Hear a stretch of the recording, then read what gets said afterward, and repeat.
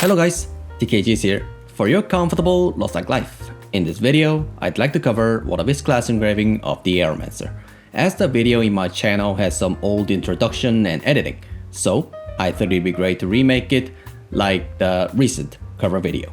Now follow me, I'll show you what I need.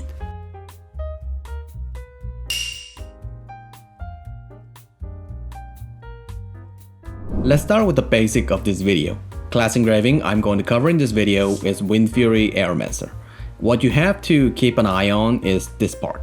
Basically, Wind Fury engraving is requiring certain level of swiftness combat stat whatever you build with her. So more like you need at least certain level of swift is required for the full efficient of her. In more details, with the yearning support gear set effect, you need to make attack and movement speed about 140% for the efficient gameplay.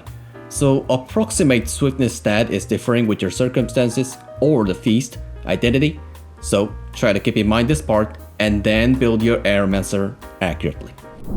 Maybe the majority build of the Aeromancer right now, the Hallucination Build.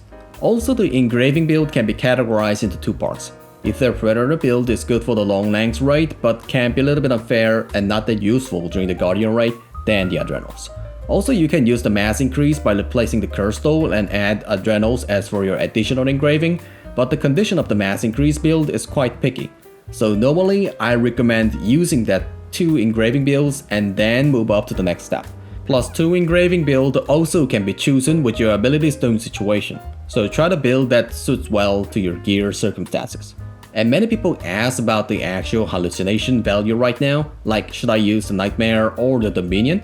But compared to the Dominion or the Nightmare, Hallucination gear set has not many things to consider than that both gears set during the raid. And come to think of it, that build is not much different during the actual gameplay. I mean, Nightmare and the Dominion set won't make you two cruel fighters when you have an upright fighters when you are using the Hallucination. So you don't have to make whole build again for the damage value. You can just keep it. Before I show you the actual skill build of the Aeromancer, Aeromancer skill build has some categories like Iki, Samyo, which means we are going to utilize 2 current occurrence skills and 3 reversal skills. Well, of course it has a variation build which using 1 more reversal skills on the skill composition, but 4 reversal skill build has some hard to align the cooldown on the actual gameplay. I mean, you could have some bottleneck on your cooldown. And it has a lower about 1.5% performance than the 3 reversal skills on the actual gameplay. So the 3 reversal build can be like this text box. For the cooldown gem, if you have same level on the Wind Gimret, Piercing Wind, Rage will greatly help you to utilize and align your cooldown during the actual gameplay.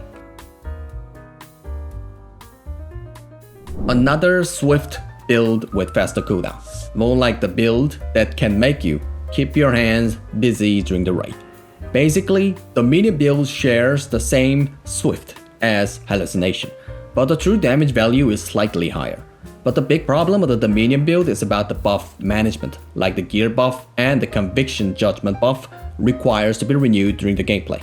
And of course, it has quite low critical rate value, so you will constantly thirst for the critical rate buff. So actually, I'm not recommending this build for the beginners. Basically, with the Swift Bracelet setting, you can have about 67% critical rate. So as I said, you need some additional critical rate supplement, like from your teammates. Additionally, you need at least more than 1427 swiftness stat with a 3.5 attack movement speed feast to make 140% attack movement speed. Also, the skill composition of the Dominion is quite similar with the Hallucination build, but it is pickier to handle the MP during the gameplay.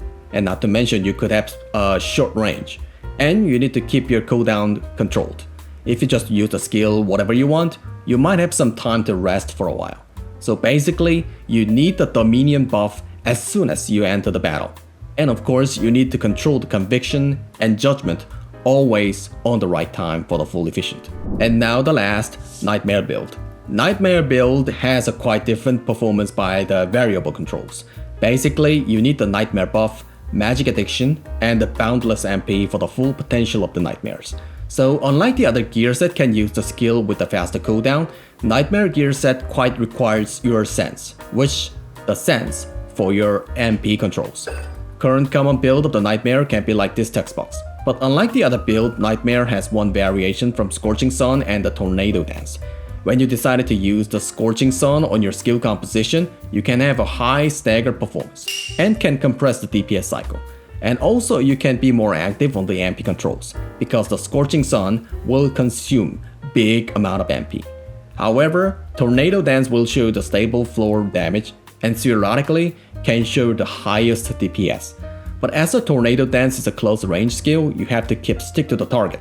And of course, it has a low stagger performance. So it is more like a preference. Choose it well, that suits well to your control. I think the Aeromancer can show the stylish control during the gameplay. And it has a quite decent synergy and has a great mobility due to the swift base build. So I think the Aeromancer will show the satisfying experience when you decide to play as an Aeromancer. And of course, it is quite easy to compress the DPS cycle during the gameplay. It has a deviation by the players, but not much like a Deathblade. If you are expecting the great DPS performance, maybe the Aeromancer is not for you. Personally, when I felt as a Aeromancer is more like sitting on the sub and secondary. And if you miss the current skills, you are screwed. You need to wait until the cooldown complete. So that two skills cannot be separated. It has to be at the same cycle. Core mechanic of the Wind Fury is current occurrence and reversal. You need to utilize the current occurrence shields to boost the reversal skill damage. And keep in mind, these two skills cannot be separated. You need to use the skill as a same group. Awakening skill is Storm's Approach. Well, actually the Awakening skill is a preference, but personally I think Nar's Blade used for the drizzle, because it will supply the whole identity. I use Storm's Approach as a main Awakening skill, because you can start the combo by laying down the Awakening on the field. I'll show you each combo and management by the gear set, and try to use this combo as a reference. Skill combo of the Wind Fury can be summarized like this. As I said first, you need to keep that skills always stick together for your stable damage performance. But of course you can change the combo with your flexibility. Skill combo of the Wind Fury is quite a reference, but it is something that you have to keep it. More like you need to group up the skills that suits well on your control.